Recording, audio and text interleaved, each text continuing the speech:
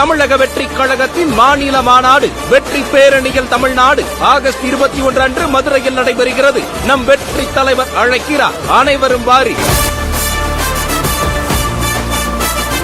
மாநாட்டுக்கு மக்கள் தொடர்ந்து வந்து கொண்டிருக்கும் நிலையில் அரங்கத்தில் சிறப்பு விருந்தினர்களுடன் நாம் பேசிக் கொண்டிருக்கிறோம். ஜீவா, இப்போ அங்க மாநாட்டுக்கு வந்திருந்தவங்க பேசினதை பார்த்திருப்பீங்க. அவ்வளோ ஒரு வர்ஷிப் இருக்கு, அப்படியே ஒரு டிவைனா அவர் ஒரு டெமிகாட் மாதிரி பாக்குறாங்க. படித்தவர்கள், படிக்காதவர்கள், சின்னவங்க, இன்னும் கொஞ்சம் 30+ அந்த ஏஜ் குரூப்ல இருக்கிறாங்க. திரு பெருமாள்மணி சொன்னது அதுதான். அவர் கொள்கை, அரசியல் அதெல்லாம் தாண்டி பாருங்க இவ்வளவு கூட்டம் வந்திருக்கு, இதெல்லாமே ஓட்டா கன்வெர்ட் ஆகாதா என்ன அப்படின்னு கேட்டார். நீங்க எப்படி அதை புரிஞ்சுக்கிறீங்க? அந்த எமோஷன் எப்படி புரிஞ்சுக்கிறீங்க? ஓட்டா கன்வெர்ட் ஆகுது ஆகாதுங்கிறத தாண்டி அங்க யாருமே அந்த அந்த பசங்க, அந்த தங்கச்சி, தம்பி அவர்கள் பேசினாங்க இல்லையா, அவர்கள் பேசினதுல இருந்து நீங்க என்ன ஒரு ஊடகவியலாளரா உங்களுக்கு என்ன கன்மையா? இன்னைக்கு நீங்க தான் கெஸ்ட், நீங்க தான் சொல்லுங்க. இல்ல ஊடகவியலாளர் உங்களுக்கு என்ன கன்மையா? உங்களை நான் கேள்வி கேட்கல. ஊடகவியலாளர் என்ன கன்மையாகுது?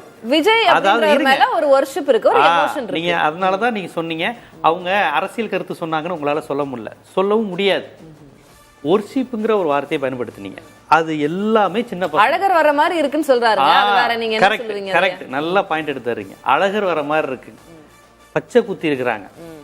அண்ணே நடக்கிறத பார்க்க வந்தோம், அண்ணே நடக்கிற ஸ்டைல பார்க்க வந்தோம் அப்படின்னு சொல்றாங்களே ஒழியே, யாராவது ஒருத்தவங்க இந்த ஆட்சி சரியில்லை, ஒன்றிய அரசு சரியில்லை, பாசிச அரசு நடக்குது, சிறுபான்மையினரை ஒடுக்குறாங்க, தலித்துகளுக்கு பாதுகாப்பு இல்லை, தமிழ்நாட்டின் நிதி போகுது, தமிழ்நாட்டு மாநில சுயாட்சி போகுது, இதையெல்லாம் மீட்க ஒருவர் வருவார், இதையெல்லாம் சரி செய்ய ஒருத்தர் வருவார், இதையெல்லாம் போராட ஒருத்தர் வருவார் சொல்லல.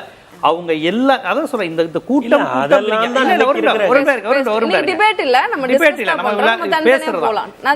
நீங்க ரொம்ப நல்ல நிகழ்ச்சி வடிவமைக்கிறீங்க. ஏன்னா அந்த அவங்க தான் எனக்கு பாயிண்ட் எடுத்து தர்றாங்க. ஏன்னா நம்ம இதை குறித்து தொடர்ச்சியா பேசிக்கிட்டு இருக்கோம். அங்க வர அந்த பாருங்க, ஏதோ ஒரு எலுமிச்சம்பழத்தை வச்சு கும்பிட்டுக்கிட்டு இருக்கிறாங்க. பெண்கள் வழக்கம் போல பெண்களுக்கென்று ஒதுக்கப்பட்ட அந்த பக்தி மார்க்கத்தை பண்றாங்க. பசங்க பச்சையை குத்திக்கிட்டு தங்களுடைய ரசிக மனநிலையை வெளிப்படுத்துறாங்க. இங்க எங்க உங்களுக்கு ஒரு பொலிட்டிக்கல் டோனே வரல. ஒரு திமுக, அதிமுக, பாமக, விடுதலை சிறுத்தைகள் இத்தனை மாநாடுல பொலிட்டிக்கல் டோன் வரும். எதுக்கு வந்திருக்க? இடஒதுக்கீடுக்காண்டி வந்திருக்கேன். எதுக்கு வந்திருக்கோம்? சாதி ஒழிப்புக்காண்டி வந்திருக்கோம். எதுக்கு வந்திருக்கோம்? மாநில சுயாட்சிக்காக வந்திருக்கோம்.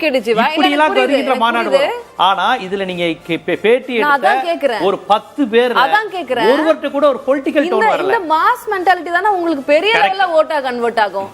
அதாவது பொலிட்டிக்கல் ஸ்டேட்டஸ் அதெல்லாம் விடுங்க, இந்த கொள்கை, இந்த கோட்பாடு அதெல்லாம். ஆனா நான் போய் ஓட் போட்டுருவேன் எங்க அண்ணனுக்குன்னு சொல்றாங்கல்ல, அது அந்த எமோஷன் வந்து பெருசா வொர்க் அவுட் ஆகல. இவங்களும் ஓட்டு போடலன்னா வேற யார் ஓட்டு போடுவா? இவங்க தான் ஓட்டு போட போறாங்க.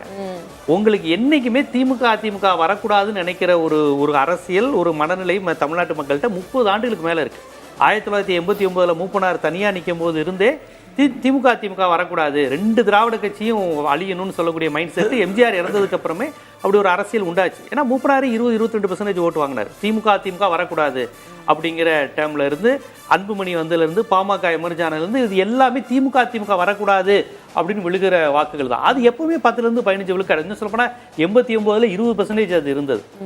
அதுக்கப்புறம் ஒரு 10-12% சுருங்கிருச்சு. விஜயகாந்துக்கு வராத கூட்டமா தோப்பூர், இதே மதுரை மாவட்டம் தோப்பூர்ல திருநகர் போற வழியில அவ்வளவு பெரிய கூட்டம் வந்தது. கலைஞரும் ஜெயலலிதாவும் உயிருடன் இருந்தபோது, அவ்வளவு மாஸ் லீடராக இருந்த போது வந்து நின்று 2 பேரையும் திட்டி விமர்சனம் செஞ்சு விஜயகாந்த் அரசியல் செஞ்சார். கூட்டம் வந்துச்சு. அங்க வந்தவங்களா இவங்கள மாதிரி வெறும் 18-20 வயசு பசங்க மட்டும் இல்ல, 40, 38, 45, 50 வயசு ஆட்களையும் சேர்த்து திரட்டின ஒரு கலவையா ஒரு அரசியல், குடும்பம், பிரச்சனை, பொருளாதாரம், இதுக்கு யார் காரணம், இது ஒன்றிய அரசுல வருமா, மாநில அரசு வருமானு ஓரளவுக்கு விஷயம் தெரிந்த விவசாயிகள், தொழிலாளர்கள், தொழில் முனைவோர்கள், அரசு வேலையில் இருப்பவங்க எல்லாம் சேர்ந்து வந்த விஜயகாந்த் கூட்டம். புரியுதுங்களா? இப்ப விஜய்க்கு வர்றவங்கள பெரும்பாலும் படிச்சுக்கிட்டு இருக்கிறவங்க, இல்ல வேலை தேடிக்கிட்டு இருக்கிறவங்க, அரசியல் புரிதல் என்னவாக இருக்கு? நான் அந்த தம்பிகள் எல்லாம் என்னோட வயசுல குறைவா இருப்பாங்க தான் நினைக்கிறேன். பார்க்கும்போது அப்படிதான் தெரியுது. எல்லாம் 25-24ங்கிறப்ப கண்டிப்பா நம்மளோட வயசு குறைவா தான் இருப்பாங்க.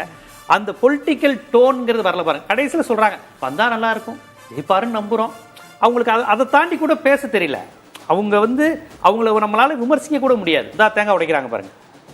கொள்கை வழிகாட்டி பெரியார் இல்ல அவர்கள், அதாவது பெரியாரை ஏற்றுக்கொண்டோம், அம்பேத்கரை ஏற்றுக்கொண்டோம், காமராஜரை ஏற்றுக்கொண்டோம், அண்ணாவை ஏற்றுக்கொண்டோம், எம்ஜிஆரை ஏற்றுக்கொண்டோம்.